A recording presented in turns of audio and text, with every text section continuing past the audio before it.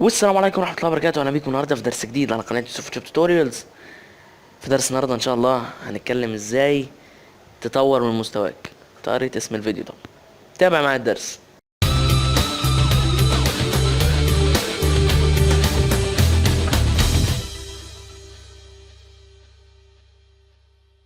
من كام يوم وانا بقلب في الرسائل اللي بتبقى على الفيس وكده، فلقيت الرسالة بصراحة يعني ايه شدتني لدرجة ان انا ما كنتش عايز ارد عليها عادي كده في رسالة. لا، ده كنت لقيت ان ده موضوع محتاجه اي مصمم او اي حد بيتعلم حاجة.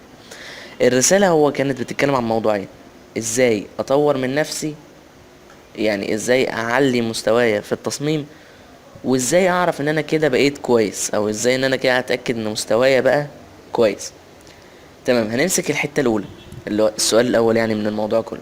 اما قال ازاي اعلي مستواي او ازاي اطور من مستواي، احنا بنقول الكلام ده دايما بس في وسط الدروس، لكن خلينا دلوقتي نقوله بالظبط، يعني نركز عليه. اطور من مستواي ازاي؟ 3 حاجات. اول حاجة ان انا اتفرج على دروس كتير قوي، كتير كتير كتير. تاني حاجة ان انا اتفرج على شغل ناس، مش درس، لا شغل عادي، يعني واحد منزل تصميم بتاعه. اتفرج على شغل الناس كتير قوي، واشوفهم، اشوف جنسيات كتير وناس كتير وكده، زي كده مثلا على موقع بيهانس موقع تبع ادوبي، ملتقى كبير جدا لكل مصممين العالم كلهم واغلب المشاهير هناك. تالت حاجة وهي ان انا اطبق كتير، فرجة على دروس وفرجة على تصاميم من غير تطبيق، من غير ما امشي ايدي في الموضوع، للاسف ولا كأننا بنعمل حاجة. فانا اللي عليا ال3 حاجات دول.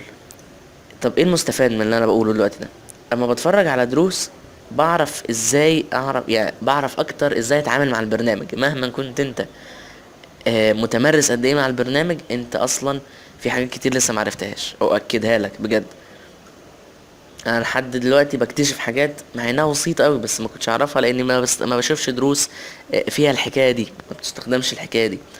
ففرجتك على الدروس هيخليك اكتر عارف ازاي تتعامل مع البرنامج وتخش على ايه وتشوف ايه وكده. طيب، اشوف اعمال ناس ليه؟ ايه الفايده من الموضوع ده؟ الفايده من الموضوع هي ان انت بتعمل عندك خزنه. يعني ايه بتعمل عندك خزنه؟ بص يا سيدي، كل حاجه بنشوفها مخنا بيفتح لها فايل جديد في دماغك، وبيخزن كل حاجه ليها علاقه بيها. فانا دلوقتي لما ببقى مثلا عاشق للتصاميم الرياضيه مثلا، ومتابع ناس بتعمل تصاميم الرياضيه دي، كل شويه اقعد اخش اتفرج على الاعمال بتاعتهم وسيفها عندي، واخش بدل ما تستهلك النت بتاعك طبعا سيفها عندك وتقعد تتفرج عليها كل شويه.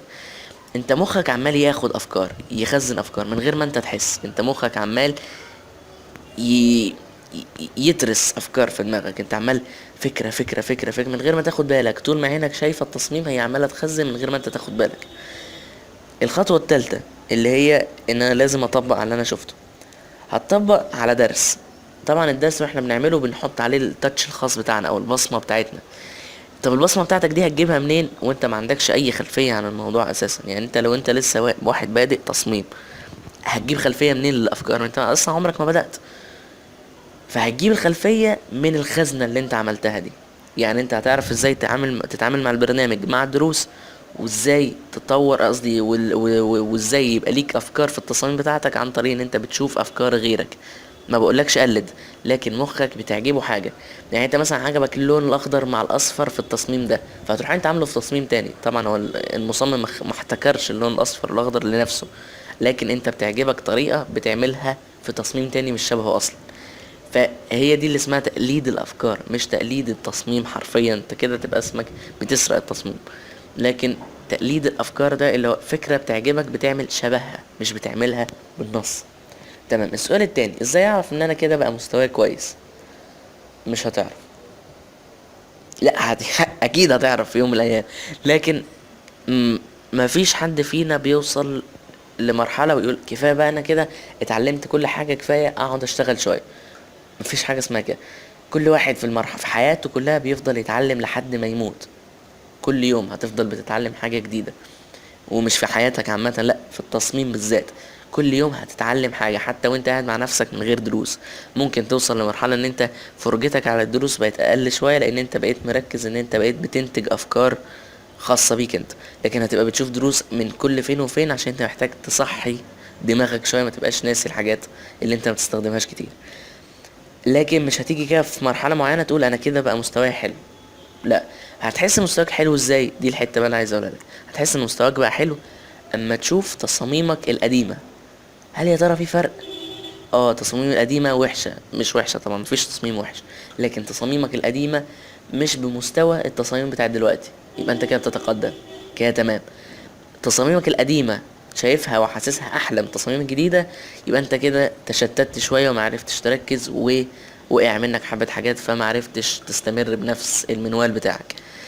لقيت فيه طفرة وحسيت ان التصاميم القديمة التصاميم الحديثة احلى بكتير قوي قوي قوي من التصاميم القديمة، يبقى انت تأكد ان انت الحمد لله ماشي بخطى سريع ما شاء الله، وربنا بيبارك لك في الشغل اللي انت بتعمله.